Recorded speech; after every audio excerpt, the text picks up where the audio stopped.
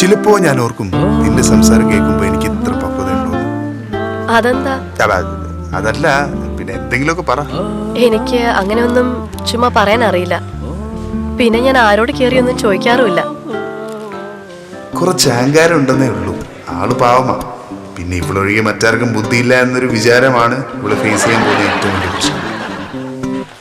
Hello hello.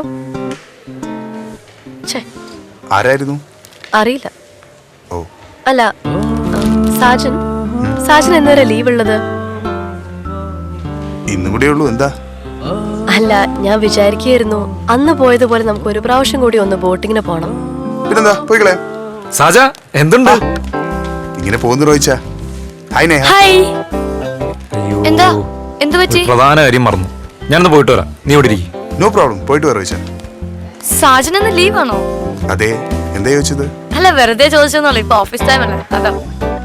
കഴിഞ്ഞ മാസങ്ങളിലെ കുറെ ലീവ് എടുക്കാൻ ബാക്കിയുണ്ടായിരുന്നു. പിന്നെ പാറുവിന്റെ മമ്മ നിന്നപ്പോൾ എല്ലാം കൂടെ ഒരുമിച്ചെടുത്തേ ഉള്ളൂ.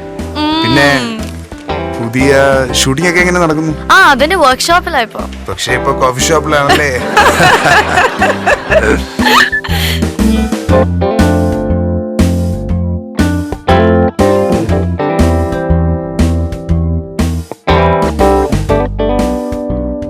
ഇന്ന് ലീവായിട്ടാണല്ലോ.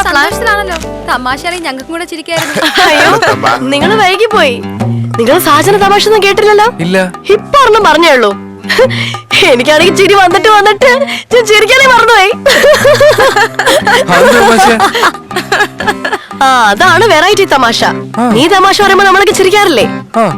സാജന തമാശ കേട്ടാ നമ്മൾ ചിരിക്കില്ല, നമ്മൾ ചിന്തിക്കും അത് തമാശ ആണോ അല്ലയോന്ന്. അത് റേഞ്ച് തമാശയാണല്ലോ സാജ. അത് ചില തമാശകളുടെ പ്രത്യേകതയാ. നേഹ വല്ല തമാശ പറഞ്ഞായിരുന്നു പാറു? ഇതുവരെ ഒന്നും പറഞ്ഞില്ല. ഞാൻ തമാശ പറയാറില്ല. ഇല്ല. എടാ, മനസ്സിലായില്ല നിനക്ക്? ഇവരെ പോലെ സീരിയസ് ആയിട്ടുള്ള ആൾക്കാര് മണ്ടത്തരം പറയുന്നതാണല്ലോ പിൽക്കാലത്ത് തമാശയെ മറന്നത്. ഓ അങ്ങനെ. സാറയുടെ തമാശ ഇത്തിരി കൂടുന്നുണ്ടേ. റോയ്ച്ചനിങ് വരട്ടെ. ഇവിടെ നടക്കുന്ന കാര്യങ്ങൾ അവിടെ പോയി പറയുന്ന ആൾക്ക് നമ്മുടെ നാട്ടിൽ പറയുന്ന പേര് വേറെ. അതെന്താണാവോ? അത് പുറത്തു പറയാൻ കൊള്ളാത്ത പേരാ. എന്താ? സാറാന്നാ? അല്ല, നേഹാന്നാ. അത് കൗണ്ടർ കാലക്കി മോളെ. താങ്ക്സ് ഡാ.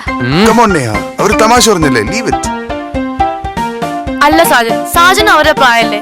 സാജൻ ഇത്ര ഡീസന്റ് ആയാ പെരുമാറുന്നത്. ഇവർക്ക് ഇത്ര പോലും ഡീസൻസി ഇല്ല. അല്ല, അതെല്ലാവർക്കും ഇപ്പൊ എന്നെ പോലെ ആകാൻ കഴിയില്ല. ഇല്ല, ഞാൻ പറഞ്ഞതേ ഉള്ളൂ.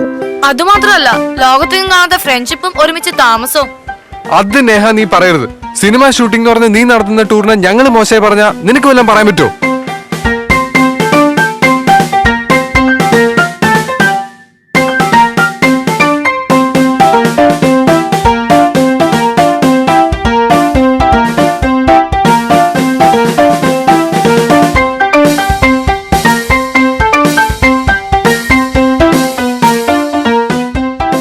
പക്ഷെ ഇത്ര വൃത്തിയായിട്ട് നാറ്റക്കേസിനൊന്നും എന്നെ ഫ്ലാറ്റിൽ പുറത്താക്കിയിട്ടില്ല.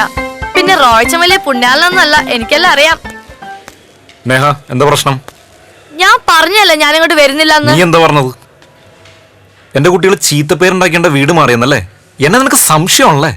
തീർന്നു ഇതിവിടെ. ഇനി മേലിൽ എന്റെ മുമ്പിലൊന്നും വരുത്. ഈ ലോകത്ത് പപ്പയും മമ്മിയും കഴിഞ്ഞാൽ പിന്നെ ഇവര് 4 പേരും കഴിഞ്ഞിട്ടുള്ള എനിക്കെന്തും.